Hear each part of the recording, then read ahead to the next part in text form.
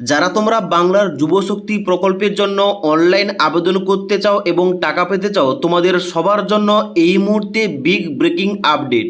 আজকের এই ভিডিওটির মাধ্যমে তোমাদের সমস্ত কিছু বলছি বাংলার যুবশক্তি প্রকল্প নিয়ে এখন বর্তমানে কি আপডেট রয়েছে। এবার অনেকেই যে সোশ্যাল মিডিয়াতে বলছে যে 22 জুলাই থেকে অনলাইন আবেদন শুরু হবে, ওই কথাটা কতটা সত্যি এবং তার সঙ্গে সঙ্গে নতুন নিয়ম অনুযায়ী বাংলার যুবশক্তি প্রকল্পের জন্য তোমরা কারা কারা এলিজিবল, কারা কারা আবেদন করতে পারবে, অনলাইন আবেদন করার সময় কি কি ডকুমেন্টস লাগবে, এ টু জেড জানবো এই ভিডিওটির মাধ্যমে। তার জন্য অবশ্যই তোমরা ভিডিওটি না টেনে শেষ পর্যন্ত দেখে নাও, তোমাদের স্টেপ বাই স্টেপ সমস্ত কিছু বুঝিয়ে বলছি। তবে ভিডিও শুরু করার আগে তোমাদের একটা কথা বলে রাখি, যারা তোমরা ভিডিওটি দেখছো অবশ্যই ভিডিওটিতে একটি লাইক করে দেবে এবং ভিডিওটি ভালো লাগলে অবশ্যই তোমাদের বন্ধুদের সঙ্গে ভিডিওটি শেয়ার করে দেবে। সবার প্রথমে তোমাদের ভিডিওর শুরুতেই বলে দিই, যারা তোমরা জানো না এই যে বাংলার যুবশক্তি প্রকল্প সম্বন্ধে, এই সম্বন্ধে তোমাদের দু চার কথা বলে দিই। বাংলার যুবশক্তি প্রকল্প এমন একটি প্রকল্প যার মধ্য দিয়ে বেকার যুবকরা, মানে যারা চাকরি বাকরি করে না, যারা বর্তমানে চাকরির জন্য প্রস্তুতি নিচ্ছে এবং যারা এখনো পর্যন্ত চাকরি পায়নি, তাদের জন্য এই প্রকল্পের মধ্য দিয়ে টাকা দেওয়া হবে আর্থিক সহায়তা হিসাবে। এর জন্য এখানে কিন্তু অনলাইন আবেদনটা খুবই শীঘ্রই শুরু হবে, কারণ বিজেপি সরকারের প্রতিশ্রুতি অনুযায়ী যে ভোটে জেতার পর কিন্তু এই সমস্ত যে প্রকল্প, যেমন অন্নপূর্ণা যোজনা চলছে বর্তমানে, এবং এই যে প্রকল্প মানে বাংলার যুবশক্তি প্রকল্প, এইটা কিন্তু চালু হবে। এবার কবে থেকে চালু হবে, কারা কারা আবেদন করতে পারবে, নতুন কি শর্ত দেওয়া হয়েছে, কি কি ডকুমেন্টস লাগবে দেখে নাও। আচ্ছা, এখন বর্তমানে যে বিষয়টা নিয়ে অনেকেই কিন্তু বিভিন্ন কথা বলছে সোশ্যাল মিডিয়াতে, যে 22 জুলাই থেকে নাকি যুবশক্তি প্রকল্পের জন্য অনলাইন আবেদন শুরু হয়ে যাবে। দেখো, এই কথাটা কিন্তু কিংবা এই সম্পর্কে কোনো কিছু অফিসিয়াল নোটিফিকেশান প্রকাশ করা হয়নি।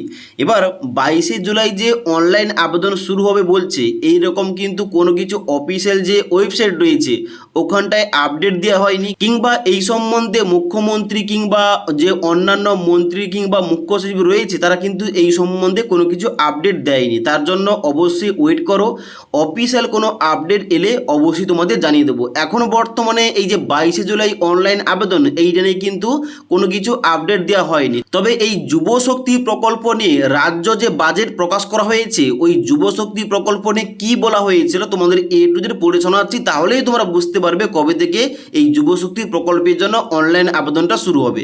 দেখো এখানে কি বলা হচ্ছে, এখানে বলা হচ্ছে বাজেটে যে 21 থেকে 45 বছর বয়সী যোগ্য শিক্ষিত বেকার যুবকদের মাসিক ভাতা দেওয়ার উদ্দেশ্যে অক্টোবর 2026 তারিখ থেকে ভরসা কর্মসূচি চালু করা হবে। মানে এখানে কিন্তু অক্টোবর মাসটা উঠে আসছে, অক্টোবর মাস থেকে তোমাদের কিন্তু অনলাইন আবেদন কিংবা টাকা দেওয়ার প্রক্রিয়াটা শুরু হবে। এবার হতে পারে কি যে অক্টোবর থেকে হয়তো টাকা দেওয়া শুরু হবে, তার আগে হয়তো অনলাইন আবেদন শুরু হবে। তবে এই সংক্রান্ত কোনো কিছু আপডেট এলে তোমাদের অবশ্যই জানিয়ে দেবো। ওকে, এবার বলা হচ্ছে এই স্কিমে গ্রাজুয়েট বেকারদের জন্য এখানে কি রয়েছে, 3000 টাকা প্রতি মাসে এবং অন্যদের জন্য মাসে 2000 টাকা ভাতা দেওয়া হবে। মানে শুধুমাত্র যারা তোমরা শিক্ষিত বেকার যুবকরা রয়েছো, তোমরা যদি গ্রাজুয়েশন পাস করে থাকো, তোমরা কিন্তু প্রতি মাসে 3000 টাকা করে পাবে ভাতা টাকা হিসাবে। আর যারা তোমরা হয়তো মাধ্যমিক, উচ্চ মাধ্যমিক মানে গ্রাজুয়েশনের নিচে তোমরা যারা পড়াশোনা করেছো, তোমরা কিন্তু প্রতি মাসে 2000 টাকা করে আর্থিক সহায়তা পাবে। আশা করি বুঝতে পারলাম।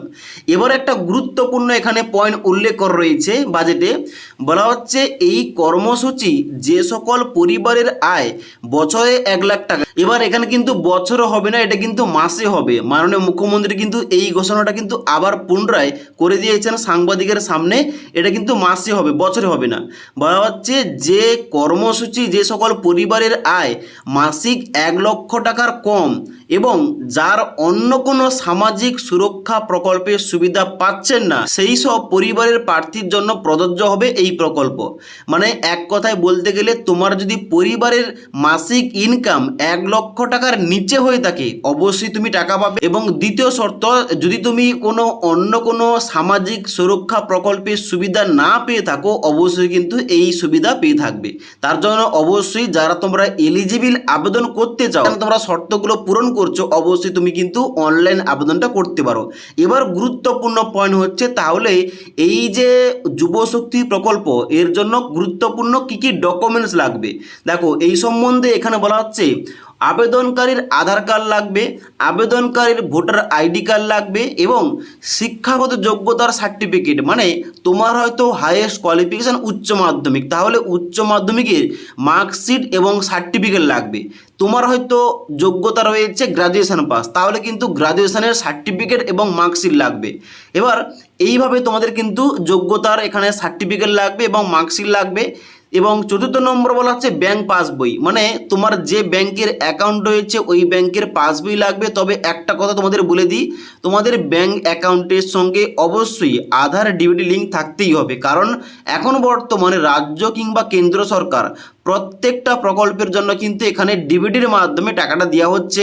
ডিবিটি লিঙ্ক না থাকলে তুমি কোনোদিনই কিন্তু কোনো প্রকল্পের টাকা পাবে না। তার জন্য অবশ্যই তোমাদের ব্যাংক অ্যাকাউন্টের সঙ্গে ডিবিটি লিঙ্কটা থাকতে হবে কিংবা আধার লিঙ্কটা থাকতে হবে, তবে কিন্তু তোমাদের অ্যাকাউন্টে টাকাটা আসবে।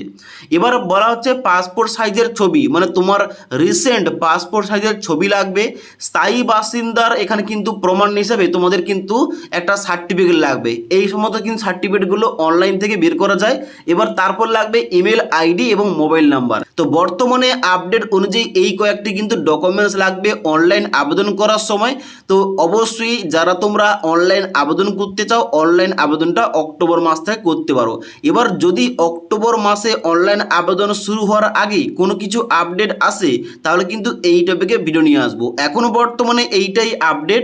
বাজেট অনুযায়ী মানে রাজ্য বাজেট অনুযায়ী রাজ্য বাজেটে কিন্তু ঘোষণা করা হয়ে গেছে যে অক্টোবর মাস থেকে এই যুবশক্তি প্রকল্পের জন্য অনলাইন আবেদন শুরু হবে। আশা করি তোমাদের বুঝতে পারলাম। এবার যদি তোমাদের এই যুবশক্তি প্রকল্প নিয়ে কোনো কিছু কোশ্চেন কিংবা কোয়ারিজ থেকে থাকে নিচে অবশ্যই কমেন্ট করে জানাবে। তাছাড়া আজকের এই ভিডিওটির আপডেট ভালো লেগে থাকলে একটি লাইক করবে এবং বন্ধুদের অবশ্যই ভিডিওটি শেয়ার করে দেবে।